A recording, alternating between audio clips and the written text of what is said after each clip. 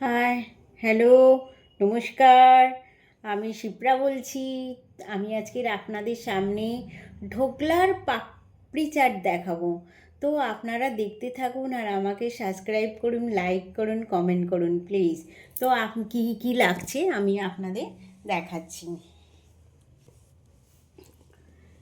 দেখুন, এখানে আমি কর্নফ্লাওয়ার বলছি, এখানে আমি বেবিকর্ন সিদ্ধ করে রেখেছি, আলু সিদ্ধ করে রেখেছি, টমেটো, পেঁয়াজ কেটে রেখেছি, পেঁয়াজ পাত্তাও কেটে রেখেছি। এখানে আমার ঢোকলা আছে, আমি নিজে বানিয়েছি ঢোকলাটা। এখানে আমার মিষ্টি আচার আছে, এখানে আমার ঝুরি ভাজা আছে, আর আমি টমেটো সস দেবো এর মধ্যে। তো আপনারা দেখতে থাকুন।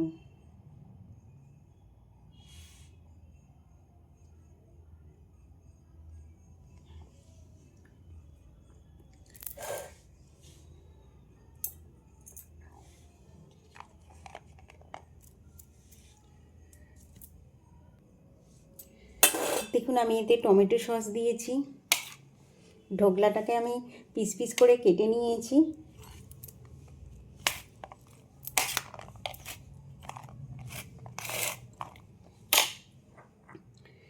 আমি এর মধ্যে মিষ্টি আচার দেবো।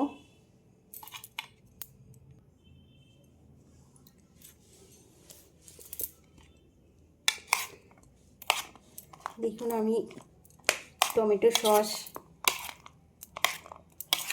দিয়ে দিয়েছি, এটা ঢোকলাটাকেও দিয়ে দিয়েছি, সব একসাথে। এর মধ্যে একটুখানি নুন দিতে হবে, তো আমি নুনটা দিয়ে দিচ্ছি পরিমাণ মতো। আলু আমি সিদ্ধ করে নিয়েছিলাম আগে, পিস পিস করে কেটেও নিয়েছি। সব আমার বেবিকর্নও আমি সিদ্ধ করে রেখেছি। দেখুন,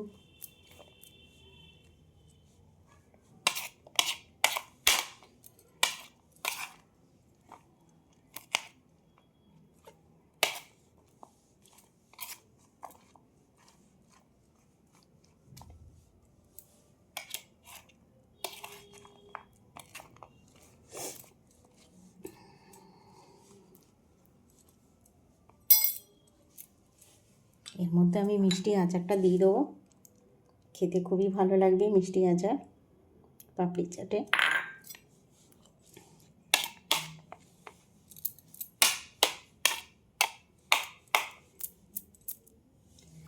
এর মধ্যে আমি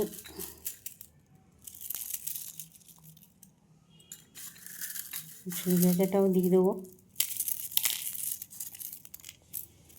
দেখুন, আমি কর্নফ্লাওয়ার দিয়েছি, পেঁয়াজ পাতা দিয়েছি, পেঁয়াজ এমনি অনিয়ন এমনি পেঁয়াজ দিয়েছি, আর দিয়েছি বেবিকর্ন, টমেটো, আলু সিদ্ধ, সব ঢোকলা আমি নিজে তৈরি করে দিয়েছি।